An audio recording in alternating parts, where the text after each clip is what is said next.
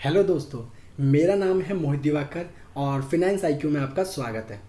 आज जो हमारा टॉपिक है वो है बेसिक अकाउंटिंग टर्म्स का पार्ट 6, जिसमें हम पढ़ेंगे कि एक्सपेंडिचर क्या होते हैं, कितने टाइप्स के होते हैं, ठीक है, इनके एग्जाम्पल क्या हैं। और ये पार्ट 6 है, तो इससे पहले मैंने जो 5 पार्ट और बनाए थे तो उन्हें ज़रूर देख लेना, ठीक है, क्योंकि उन्हें भी मैंने एग्जाम्पल के साथ समझाया है। अब स्टार्ट करते हैं इस वीडियो को। और वीडियो स्टार्ट करने से पहले जिसने चैनल को सब्सक्राइब ना किया हो, चैनल को सब्सक्राइब कर लेना, बेल आइकन भी प्रेस कर देना और नोटिफिकेशन ऑन कर लेना। और जिसने सब्सक्राइब किया है वो थैंक यू भाई उसको। अब अगर आपको इसके नोट्स चाहिए यानी कि, तो आप इस टेलीग्राम चैनल को क्या कर लेना, ज्वाइन कर लेना। वीडियो ख़त्म होते ही यहाँ पे नोट्स आ जाएंगे। चाहो तो फेसबुक भी फॉलो कर सकते हो और कू ऐप पे भी मुझे फॉलो कर सकते हो। देखो स्टार्ट करते हैं। तो एक्सपेंडिचर को हिंदी में कहते हैं व्यय, यानी कि खर्च। समझ गए होंगे अब क्या होता है, फिर भी बता देता हूँ। देखो बेसिकली जब आप कोई अमाउंट खर्च कर रहे हो यानी स्पेंड कर रहे हो किसी एसेट्स को परचेज करने में, किसी गुड्स और सर्विस को परचेज करने में, तो उसे हम कहते हैं एक्सपेंडिचर। ठीक है, कि वो हमारा एक्सपेंडिचर है, हमारा खर्चा हो गया। कई बार ऐसा होता है कि हमारा जो एक्सपेंडिचर होता है वो लायबिलिटी भी हमारे लिए बन जाता है। ऐसा कब होता है? जब आपने एक्सपेंडिचर किया बट आपने क्या किया कि उसे क्रेडिट में परचेज़ किया, यानी कि उधार में परचेज़ किया। अभी आपने एक्चुअल में कैश पे नहीं किया, लेकिन आपने कहा कि मैं 2 महीने बाद, 1 महीने बाद, 3 महीने बाद पेमेंट कर दूंगा, यानी कि परचेज़ किया है आपने क्रेडिट में, उधार में। तो उस टाइम वो एक्सपेंडिचर क्या है, एक तरह से हमारे लिए लायबिलिटी है। तो ये भी आपको याद रखना है, ठीक है। ये यहाँ पे मैंने डेफिनेशन लिख दी है एक्सपेंडिचर की, तो आप पढ़ लेना, बहुत सिंपल है। अब देखो बेसिकली जो एक्सपेंडिचर होते हैं वो 3 टाइप्स के होते हैं, या फिर आप कह सकते हो कि हमने इनको 3 तरह से कैटेगरी में डिवाइड कर रखा है। कौन कौन सी?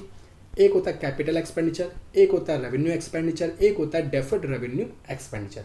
अब ये क्या क्या होते हैं, चलो एक एक करके देख लेते हैं। कैपिटल एक्सपेंडिचर, जिसे हिंदी में कहते हैं पूंजीगत व्यय।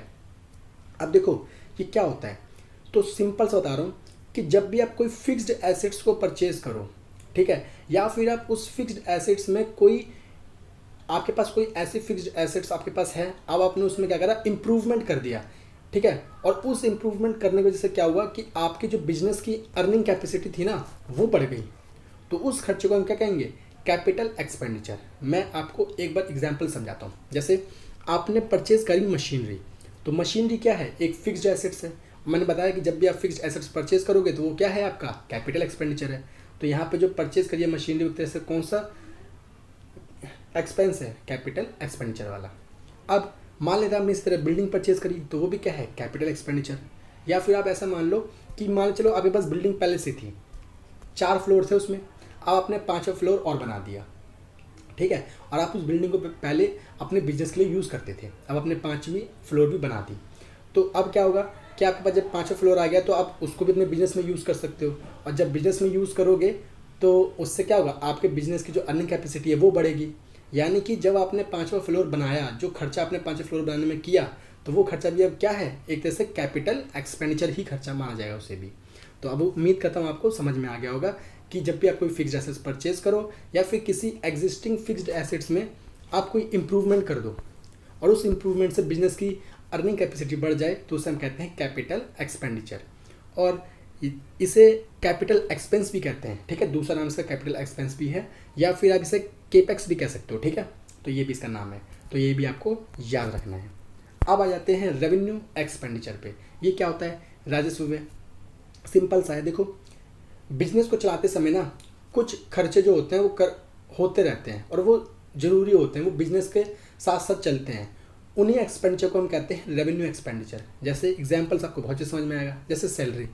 अब भाई बिजनेस है तो सैलरी तो पे करनी पड़ेगी एम्प्लॉयज़ को, यानी कि ये खर्चा क्या है, रेवेन्यू एक्सपेंडिचर का है। या फिर कह सकते हो रेंट, यानी कि अगर आपने मान लेते बिल्डिंग या मशीनरी या फैक्ट्री आपने रेंट पे ली है, ठीक है, तो उसको रेंट पे करोगे तो वो भी क्या है, रेवेन्यू एक्सपेंडिचर है।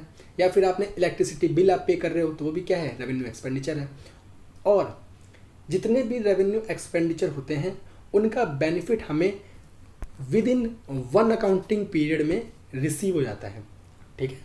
इसका मतलब क्या है, मतलब कि आप उसका बेनिफिट आपको तुरंत मिल जाता है, यानी कि उस 1 साल के अंदर मिल जाता है। फॉर एग्जांपल आपने रेंट पे किया, ठीक है, मान लेते हैं 2 महीने का एडवांस रेंट पे कर दिया, तो अब आपने रेंट पे कर दिया है तो उसका बेनिफिट आपको 2 महीने तक 2 महीने में मिल जाएगा, यानी कि रिसीव हो जाएगा आपको बेनिफिट, है ना।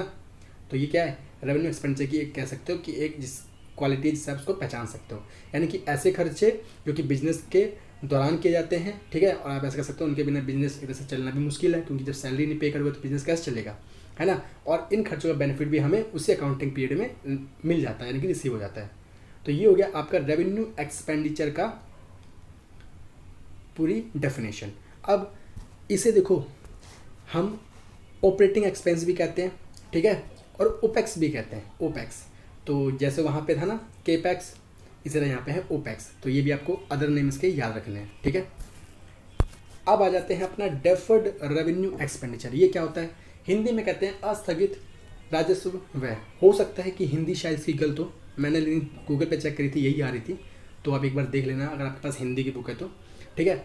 मैं बताता हूँ क्या होता है ये। देखो, डेफर्ड रेवेन्यू एक्सपेंडिचर क्या होता है, बेसिकली इनका जो नेचर होता है वो तो होता है रेवेन्यू एक्सपेंडिचर, लेकिन इन एक्सपेंस को हम राइट ऑफ करते हैं एक से ज़्यादा अकाउंटिंग पीरियड में, ठीक है।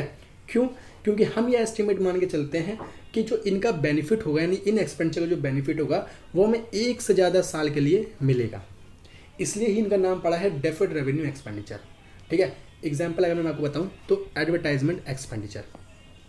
भाई जब एडवर्टाइजमेंट पे खर्चा होता है तो ऐसा तो है नहीं कि उसका बेनिफिट सिर्फ एक बार मिलेगा, उसका बेनिफिट एडवर्टाइजमेंट का हमें 2 साल 3 साल 4 साल 5 साल तक मिलता है, ठीक है। तो इसलिए जो डेफर्ड रेवेन्यू एक्सपेंडिचर होता है उनको जब हम राइट ऑफ करते हैं तो हम मोर देन 1 अकाउंटिंग पीरियड में राइट ऑफ करते हैं। और इसका मतलब क्या हुआ, राइट ऑफ करने का मतलब, राइट ऑफ करने का सिंपल सा मतलब होता है कि प्रॉफिट में से उस एक्सपेंस को माइनस करना, ठीक है। अब देखो, जो एक्सपेंडिचर होता है वो बहुत बड़ा एक्सपेंडिचर होता है, तो हम ना पूरा का पूरा प्रॉफिट में से माइनस नहीं करते सारा का सारा एक्सपेंडिचर, इस एडवर्टाइजमेंट खर्चा, क्योंकि बहुत बड़ा खर्चा होता है इसलिए सारा माइनस नहीं करते। तो हम क्या करते हैं, क्योंकि हमें इससे बेनिफिट 4 से 5 साल तक होना है, तो हम इसको भी आगे ना इस खर्चे को 4 से 5 साल में तोड़ लेते हैं, यानी पार्ट बना लेते हैं इसके, ठीक है, इक्वल इंस्टॉलमेंट्स। और फिर क्या करते हैं, हर साल हर एक पार्ट को प्रॉफिट में से माइनस करते हैं, तो इस तरह से राइट ऑफ करते हैं। तो इसे कहते हैं राइट ऑफ करना, ठीक है। तो आप समझ गए होंगे कि डेफर्ड रेवेन्यू एक्सपेंडिचर बेसिकली ऐसे एक्सपेंडिचर होते हैं जिनको हम मोर देन 1 अकाउंटिंग पीरियड में राइट ऑफ करते हैं। क्यों, क्योंकि उनका बेनिफिट हमें एक से ज़्यादा साल में मिलने वाला है, ठीक है। और आपका जो एग्जाम्पल हो जाएगा वो हो जाएगा एडवर्टाइजमेंट एक्सपेंस, ठीक है। तो दोस्तों ये थी डेफर्ड रेवेन्यू एक्सपेंडिचर की डेफिनेशन।